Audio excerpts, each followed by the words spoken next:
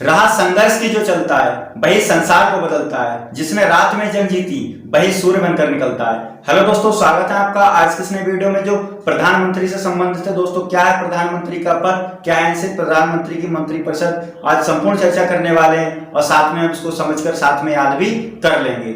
चलिए दोस्तों, तो प्रधानमंत्री क्या होते हैं? प्रधानमंत्री दोस्तों कार्यपालिका के वास्तविक प्रधान होते हैं जो शासन की विभिन्न शक्तियों का प्रयोग करते हैं, और प्रधानमंत्री महोदय जो होते हैं वो राष्ट्रपति और मंत्रिपरिषद के बीच की कड़ी के रूप में काम करते हैं। तो चलिए दोस्तों, इनसे जुड़े कुछ महत्वपूर्ण अनुच्छेदों को भी समझ लेते हैं। दोस्तों, इनसे जुड़ा हुआ महत्वपूर्ण अनुच्छेद हमें 74 देखने को मिलता है। उस अनुच्छेद 74 में प्रधानमंत्री की मंत्रिपरिषद की बात कही गई है, यानी कि अनुच्छेद 74 में, किसमें दोस्तों? अनुच्छेद 74 में प्रधानमंत्री क्या है? मंत्री परिषद है। क्या है दोस्तों? मंत्री परिषद। अब ये मंत्री परिषद अनुच्छेद 74 में बात कही गई है कि राष्ट्रपति की सहायता एवं सलाह के लिए एक मंत्री परिषद होगा, और इस मंत्री परिषद का प्रधान स्वयं में प्रधानमंत्री होंगे। ठीक है, यानी ये मंत्री परिषद का प्रधान प्रधानमंत्री जी होते हैं। तो उम्मीद करते हैं दोस्तों आपको ये समझ में आ गया होगा। पहली बात तो दोस्तों, ये मंत्री परिषद क्या है, चलिए इसको थोड़ा समझ लेते हैं कि मंत्री परिषद क्या है। मंत्री परिषद की संरचना को हम थोड़ा समझ लेते हैं दोस्तों। तो मंत्री परिषद की संरचना,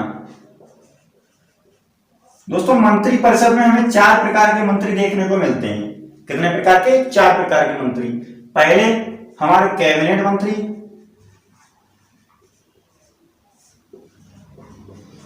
दूसरा है दोस्तों स्वतंत्र प्रभार मंत्री, स्वतंत्र प्रभार मंत्री,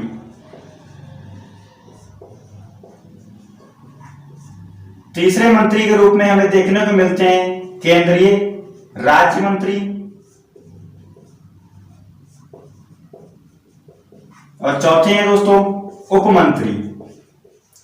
यानी इतने 4 प्रकार के मंत्रियों से मिलकर हमारी क्या मंत्री परिषद बनी है। और इन मंत्री परिषद का प्रधान कौन होते हैं? प्रधानमंत्री होते हैं। इस मंत्री परिषद की बैठक के अध्यक्ष कौन होते हैं? प्रधानमंत्री होते हैं। चलिए, तो दोस्तों कैबिनेट मंत्री जो होते हैं मंत्री परिषद के सबसे शक्तिशाली मंत्री के रूप में देखने को मिलते हैं, और ये कैबिनेट मंत्रियों के पास में सबसे अधिक महत्व वाले विभाग होते हैं। इसमें जैसे रक्षा मंत्रालय हो गया, गृह मंत्रालय, मतलब ये सब क्या कैबिनेट मंत्री के अंतर्गत आते हैं। जैसे रक्षा मंत्री हमारे राजनाथ सिंह है ना, गृह मंत्री अमित शाह, ये सब क्या कैबिनेट मंत्री हैं। क्या है दोस्तों? कैबिनेट मंत्री हैं। और दूसरी बात ये है कि ये मंत्रिमंडल की बैठक में पार्टिसिपेट करते हैं। किसकी बैठक में दोस्तों? मंत्रिमंडल की बैठक में भाग लेते हैं। और सबसे ज्यादा महत्व वाले विभाग किसके पास होते हैं? कैबिनेट मंत्री के पास होते हैं। और ये क्या अपने निर्णय लेने के लिए स्वतंत्र होते हैं। ठीक है दोस्तों, तो जो ये सबसे ज्यादा शक्तिशाली मंत्री होते हैं मंत्री परिषद की। ठीक है, फिर दूसरे आते हैं हमारे स्वतंत्र प्रभार मंत्री। अब ये स्वतंत्र प्रभार मंत्री जो होते हैं इनकी नियुक्ति कैबिनेट मंत्री की सहायता के लिए होती है। किसकी होती है दोस्तों? कैबिनेट मंत्री की सहायता के लिए स्वतंत्र प्रभार मंत्री की नियुक्ति होती है। और इनके पास कैबिनेट मंत्री से कम महत्व वाले विभाग होते हैं।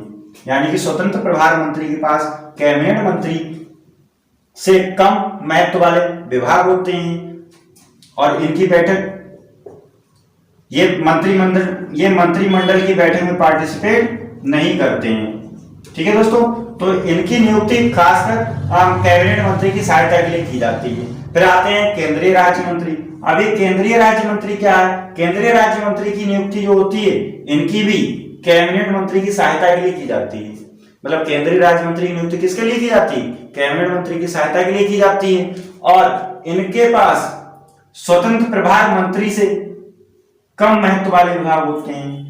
ठीक है दोस्तों, फिर आते हैं हमारे उप मंत्री, और ये भी क्या है मंत्रिमंडल की बैठक में पार्टिसिपेट नहीं करते हैं। ठीक है, तो पार्टिसिपेट कौन करता है दोस्तों? कैबिनेट मंत्री करते हैं। फिर आते हैं हमारे नेक्स्ट उप मंत्री। अब ये उप मंत्री जो होते हैं इनके पास सबसे कम महत्व वाले विभाग होते हैं, सबसे कम, यानी केंद्रीय राज्य मंत्री से और स्वतंत्र प्रभार मंत्री और कैबिनेट मंत्री, इन सभी से कम महत्व वाले विभाग होते हैं। क्या होते हैं दोस्तों? कम महत्व वाले विभाग होते हैं और यह भी मंत्रिमंडल की बैठक में पार्टिसिपेट नहीं करते हैं, मंत्रिमंडल की बैठक में पार्टिसिपेट नहीं करते हैं। तो उम्मीद करते हैं दोस्तों समझ में आया होगा आप सभी के। यानी मंत्रिमंडल की बैठक में पार्टिसिपेट कौन कर रहा है? कैबिनेट मंत्री। और सबसे ज्यादा शक्तिशाली मंत्री कौन है? कैबिनेट मंत्री। और इनके पास सबसे अधिक महत्व वाले विभाग होते हैं, फिर इनसे कम महत्व वाले विभाग स्वतंत्र प्रभार मंत्री के पास में होते हैं, और स्वतंत्र प्रभार मंत्री से कम महत्व वाले विभाग केंद्रीय राज्य मंत्री के पास में होते हैं, और केंद्रीय राज्य मंत्री से सबसे कम महत्व वाले विभाग जो होते हैं वो उप मंत्री के पास होते हैं। तो उम्मीद करते हैं दोस्तों आपको ये समझ में आया होगा। चलिए दोस्तों अब प्रधानमंत्री से जुड़े दो चार बातों को और समझ लेते हैं। प्रधानमंत्री जो होते हैं वो लोकसभा के कुल सदस्यों का 15% व्यक्तियों के लिए ही मंत्री के रूप में बना सकते हैं। ठीक है दोस्तों, तो लोकसभा की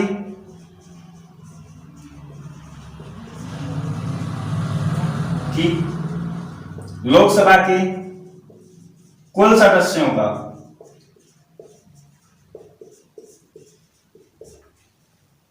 लोकसभा के कुल सदस्यों को कितने प्रतिशत दोस्तों?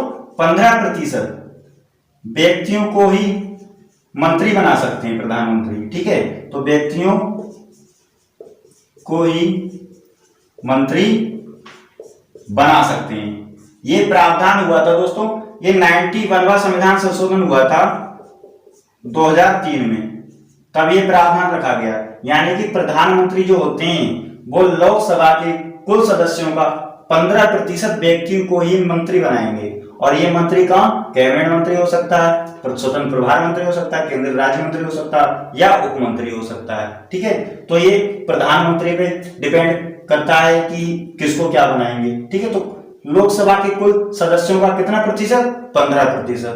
दोस्तों क्वेश्चन उठाया जाता है यहाँ से, तो व्यक्तियों को ही क्या बनाते हैं? मंत्री बनाते। प्रधानमंत्री से जुड़ी एक बात दोस्तों हमें और भी याद रखनी है। प्रधानमंत्री जो मंत्रिपरिषद होती है जिसमें अनेक प्रकार के मंत्री होते हैं, उन मंत्रियों के विरुद्ध यदि किसी के भी विरुद्ध अविश्वास प्रस्ताव आ जाता है तो प्रधानमंत्री पूरी मंत्रिपरिषद क्या हो जाती है?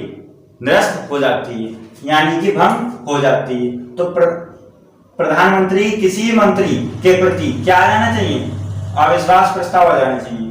यानी अविश्वास प्रस्ताव यदि किसी मंत्री के विरुद्ध आता है तो पूरी मंत्रिपरिषद क्या हो जाएगी दोस्तों? मंत्री परिषद भंग हो जाती है। क्या हो जाती है? भंग हो जाती है। तो उम्मीद करता हूं दोस्तों आपको समझ में आ गया होगा। चलिए प्रधानमंत्री से संबंधित कुछ महत्वपूर्ण अनुच्छेदों को और समझ लेते हैं। दोस्तों अगला अनुच्छेद के रूप में हमें देखने को मिलता है अनुच्छेद 75। अभी अनुच्छेद 75 क्या है? अनुच्छेद 75 में प्रधानमंत्री का पद है। क्या है दोस्तों?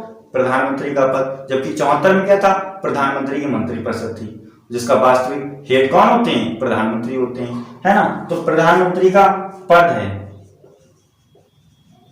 प्रधानमंत्री का पद।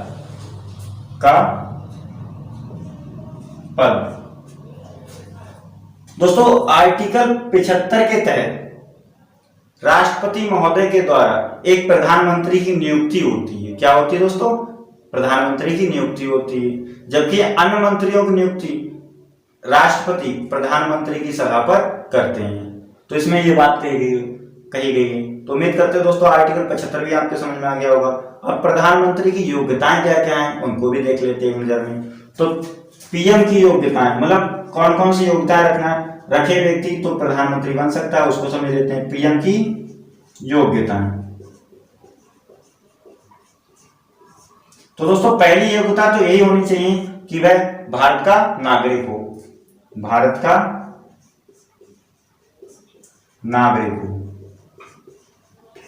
दूसरी योग्यता है दोस्तों कि 25 वर्ष की आयु पूरी कर चुका हो, 25 वर्ष की आयु पूरी कर चुका हो। तीसरी योग्यता के रूप में दोस्तों हमें देखने को मिलती है संसद के किसी भी सदन, चाहे वह लोकसभा हुआ या राज्यसभा हुआ, उसका सदस्य बनने योग्य हो। संसद के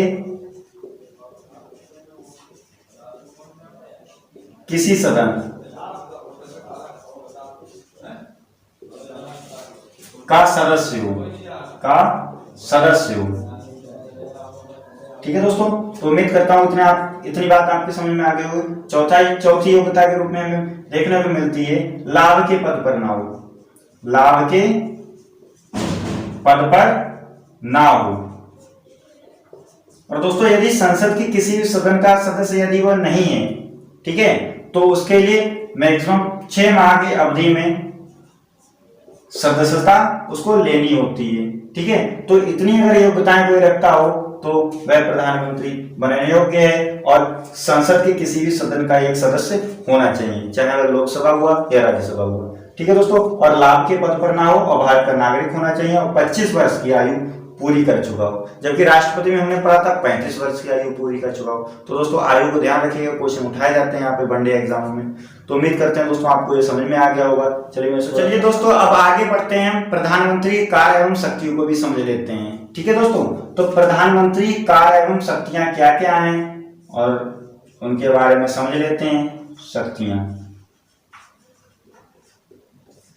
तो दोस्तों प्रधानमंत्री का कार्य एवं शक्तियों में पहली बात तो प्रधानमंत्री महोदय जो होते हैं ये मंत्रियों के नामों की सिफारिश राष्ट्रपति महोदय से करते हैं। ठीक है, फिर बाद में जब मंत्री बन जाते हैं फिर उन्हें अलग अलग विभाग बांटते हैं प्रधानमंत्री, और विभागों में ये फेरबदल भी कर सकते हैं कि किसको क्या विभाग देना चाहिए, किसको क्या विभाग देना चाहिए, वो अपने अनुसार सभी को विभाग बांटते हैं। तो उम्मीद करते हैं दोस्तों पहले कार्य एवं शक्ति समझ में आ गई होगी।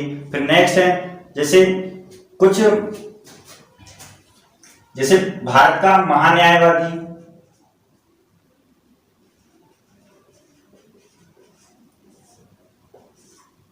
दूसरा नियंत्रण एवं महालेखा परीक्षक, नियंत्रक एवं महालेखा परीक्षक,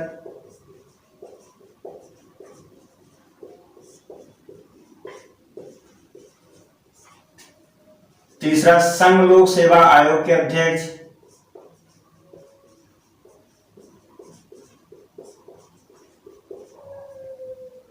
आयोग के अध्यक्ष। इन सभी के नियुक्ति के लिए ये प्रधानमंत्री महोदय जो होते हैं वो राष्ट्रपति महोदय के लिए परामर्श देते हैं। दोस्तों महान्यायवादी जो होते हैं इनके लिए मैं अलग से आपके लिए वीडियो प्रोवाइड कराऊंगा। ठीक है, और इसके महान्यायवादी से जुड़े प्रश्नों को हम समझ लेंगे, नियंत्रण महालेखा परीक्षक, इन सभी से क्या आने वाले समय में वीडियो आपके लिए प्रोवाइड होते रहेंगे। तो दोस्तों इनकी नियुक्ति के लिए प्रधानमंत्री क्या देते हैं, परामर्श मतलब सलाह देते हैं राष्ट्रपति महोदय के लिए। तो उम्मीद करते हैं दोस्तों आपको ये समझ में आ रहा होगा। ठीक है, फिर नेक्स्ट हमारा प्रधानमंत्री महोदय जो होते हैं, दूसरा है दोस्तों जो प्रधानमंत्री महोदय जो होते हैं वो किसी भी समय लोकसभा को भंग करने की सिफारिश राष्ट्रपति महोदय से कर सकते हैं, यानी कि लोकसभा भंग करवा सकते हैं। कौन, प्रधानमंत्री। लोकसभा भंग करने की सिफारिश किससे करते हैं, प्रधानमंत्री, राष्ट्रपति महोदय से। किससे करते हैं दोस्तों, राष्ट्रपति महोदय से। तीसरी हमें इनकी कार्य एवं शक्तियों के रूप में ध्यान रखना है, प्रधानमंत्री महोदय जो होते हैं वो नीति आयोग, राष्ट्रीय विकास परिषद,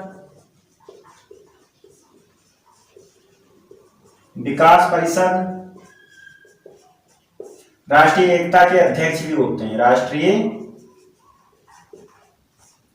एकता के अध्यक्ष के रूप में भी काम करते हैं। तो उम्मीद करते हैं दोस्तों आपको ये समझ में आ रहा होगा। फिर नेक्स्ट में एक बात और ध्यान रखनी है, प्रधानमंत्री महोदय जो होते हैं इनके कार्य हैं, कुछ शक्तियां हैं, जैसे लोकसभा को भंग करने की इनके पास शक्ति होती है ना, ये इनके कार्य हो गए। तो हम कार्य और शक्तियों को भी एक नजर में देख लेते हैं। फिर चौथा हमें आप इसको याद रख सकते हो, जैसे प्रधानमंत्री जो होते हैं तीनों सेना के राजनीतिक प्रमुख भी होते हैं। प्रधानमंत्री कौन होते हैं दोस्तों, तीनों सेनाओं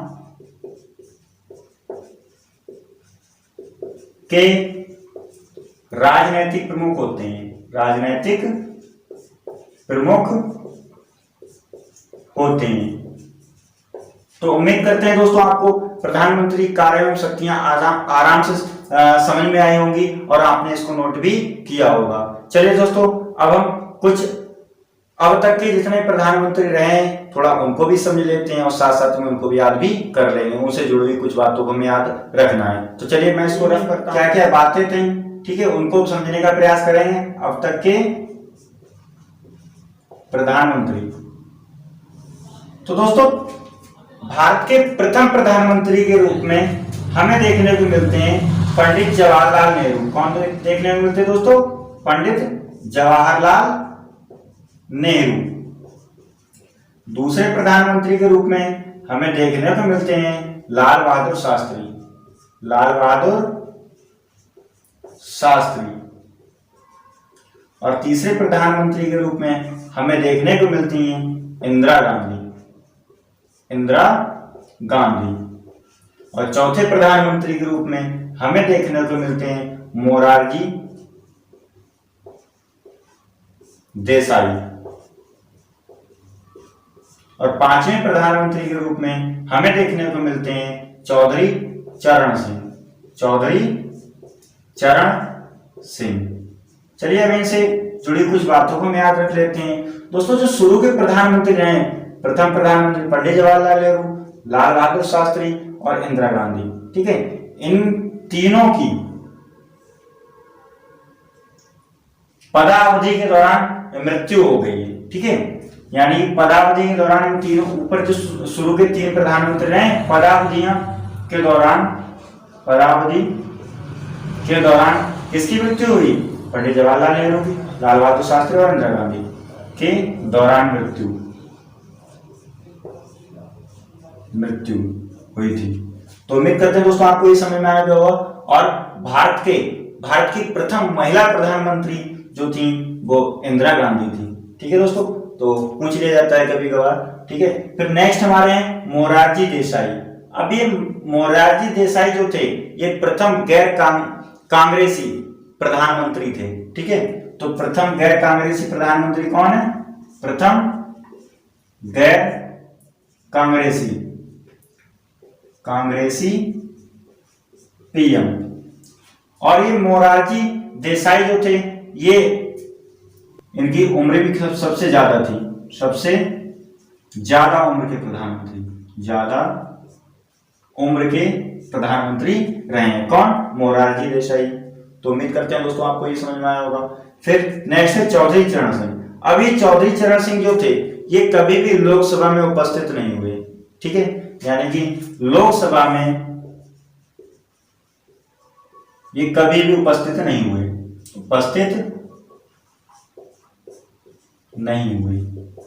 तो उम्मीद करते हैं दोस्तों ये पांचों आपको समझ में आ गया होगा। फिर छठे प्रधानमंत्री के रूप में हमें देखने को मिलते हैं इंदिरा गांधी, दोबारा फिर से हो जाती हैं इंदिरा गांधी। फिर सातवें प्रधानमंत्री के रूप में हमें देखने को मिलते हैं राजीव गांधी। अब ये राजीव गांधी जो थे ये सबसे कम उम्र के प्रधानमंत्री थे, सबसे कम उम्र के। और सबसे ज्यादा कौन थे? वो मोरारजी देसाई थे, है ना दोस्तों। तो राजीव गांधी सबसे कम उम्र के पीएम रहे हैं। फिर आठवें प्रधानमंत्री के रूप में देखने को मिलते हैं विश्व नारायण प्रताप। कौन दोस्तों? विश्व नारायण प्रताप। फिर नौवें प्रधानमंत्री के रूप में हमें देखने को मिलते हैं चंद्रशेखर। फिर 10वें प्रधानमंत्री के रूप में हमें देखने को मिलते हैं पीवी नरसिम्हा राव। तो उम्मीद करते हैं दोस्तों आपको ये समझ में आ रहा होगा। फिर 11वें प्रधानमंत्री के रूप में हमें देखने को मिलते हैं ये शुरू के क्या हो गए, इनकी पदावधि के दौरान मृत्यु हो गई। मोरारजी देसाई सबसे ज्यादा उम्र के प्रधानमंत्री रहे और ये प्रथम गैर कांग्रेसी प्रधानमंत्री रहे। चौधरी चरण सिंह कभी ये लोकसभा में उपस्थित नहीं हुए थे।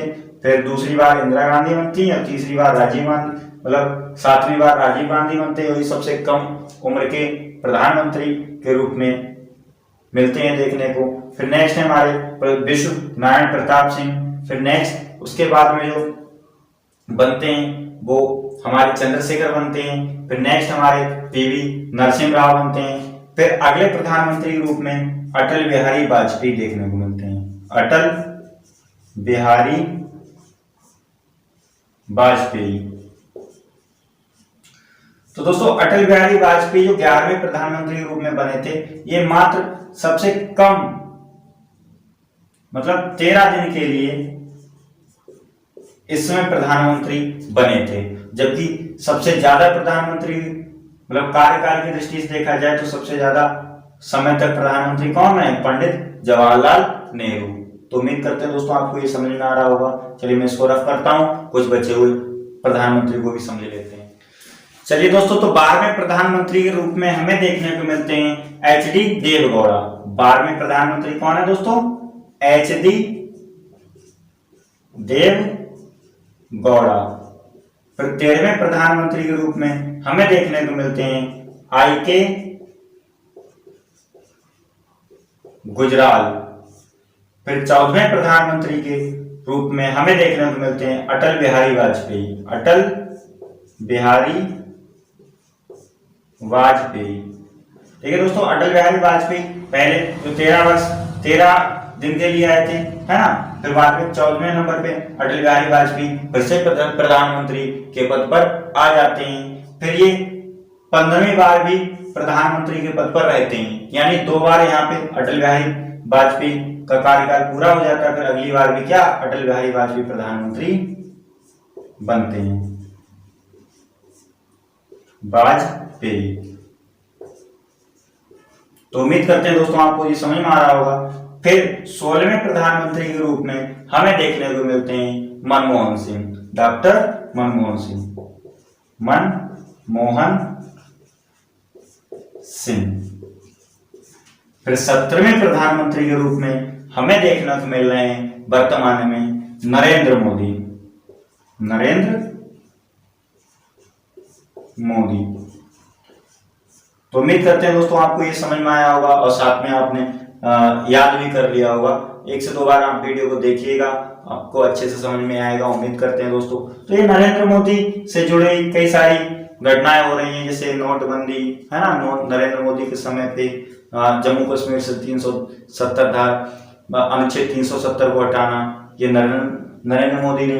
और सर्जिकल स्ट्राइक वगैरह है, एयर स्ट्राइक वगैरह, ये सब क्या ये घटनाएं जो नोटबंदी वगैरह सभी देखने को मिल रही है नरेंद्र मोदी के कार्यकाल में। तो उम्मीद करते हैं दोस्तों आपको ये समझ में आया होगा। वीडियो को 1 से 2 बार आप जरूर देखिएगा, जिससे क्या हमेशा के लिए चीजें याद हो जाएंगी, लंबे समय तक आप उसको नहीं भूलेंगे। और साथ में दोस्तों आप नोट भी कीजिएगा, और यदि आपको वीडियो अच्छी लगी हो तो वीडियो को लाइक भी कीजिएगा, कमेंट, सब्सक्राइब, शेयर कुछ भी कर सकते हैं दोस्तों।